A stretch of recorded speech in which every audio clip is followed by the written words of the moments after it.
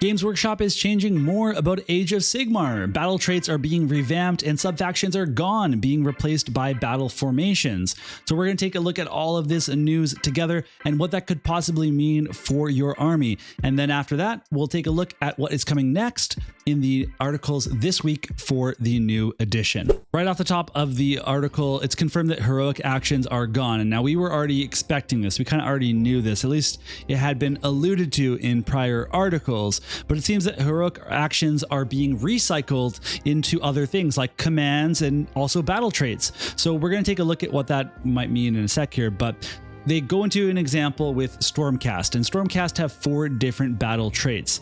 And let's take a look at those now.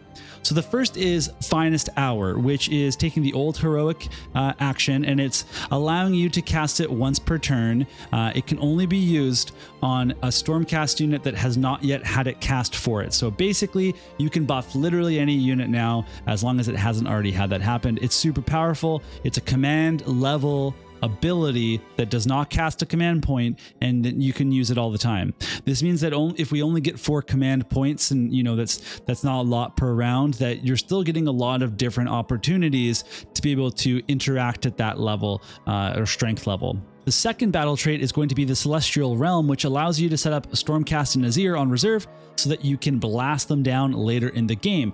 You need to deploy more units on the field than you do have in reserve. That's just kind of a restriction that they have. And this pairs really well with the next battle trait, which is Scions of the Storm, which allows you to send your Stormcast down onto the field in a flash of lightning during your movement phase. And you can send them all down in the first one or spread the deployments however you like.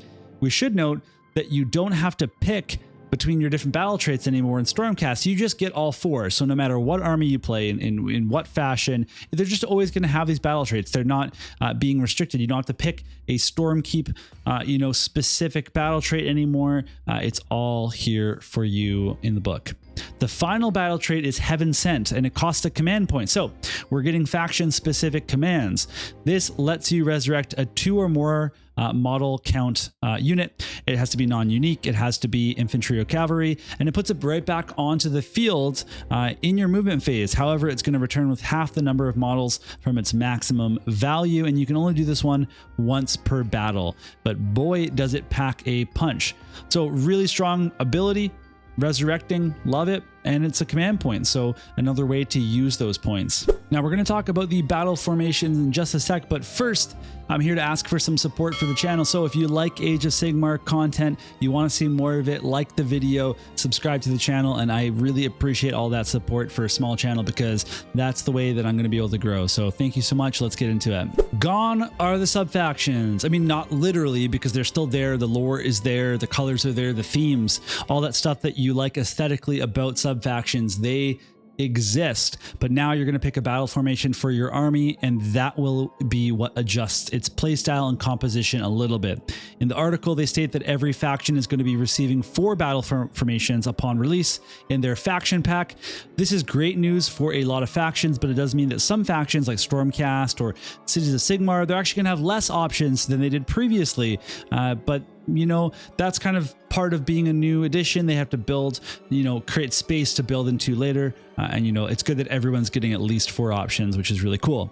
Now, they only showed us 2 of the 4 Stormcast battle formations, but let's take a look at those now. The first one is Thunderhead Host, which is a formation that benefits you if you bring units from multiple chambers. The effect is going to give you +1 to the hit value for warrior chamber units while they are within 12 inches of a non-hero unit from a different chamber.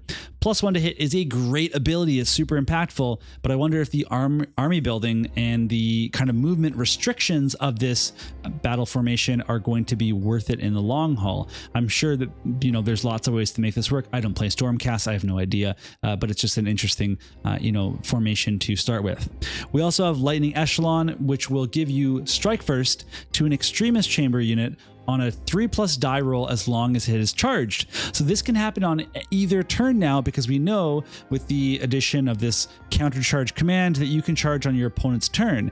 It means that on your opponent's turn, where you would normally not get to attack first unless you had some other source of strike first, that you can kind of guarantee it every turn with a Stormcast army, and that can be pretty impactful to get the first attack on your opponent's turn every time. As as long as you're getting the dice roll. But as long as you're a good player, you know, that's no problem to get a 3-up dice roll. So let's talk about this as a whole, what this means for Age of Sigmar. I think that the Stormcast battle traits, you know, overall grant more options to every army now, which is really cool to see, rather than having to pick a focus. However, that control style Stormkeep, those abilities, they have yet to be like seen really anywhere in the game. Now, I hope that those are represented on warscrolls specifically, so that you still have that playstyle. Like we saw that with the Liberators.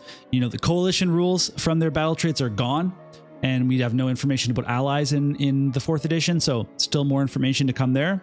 The old Stormcast subfaction abilities also haven't resurfaced anywhere in this article, but we still have 2 yet to be revealed battle formations left for Stormcast. But in general, that stuff is gone. Now, again, maybe it will come through on some war scrolls, but we still have to kind of see how that's all going to shake out.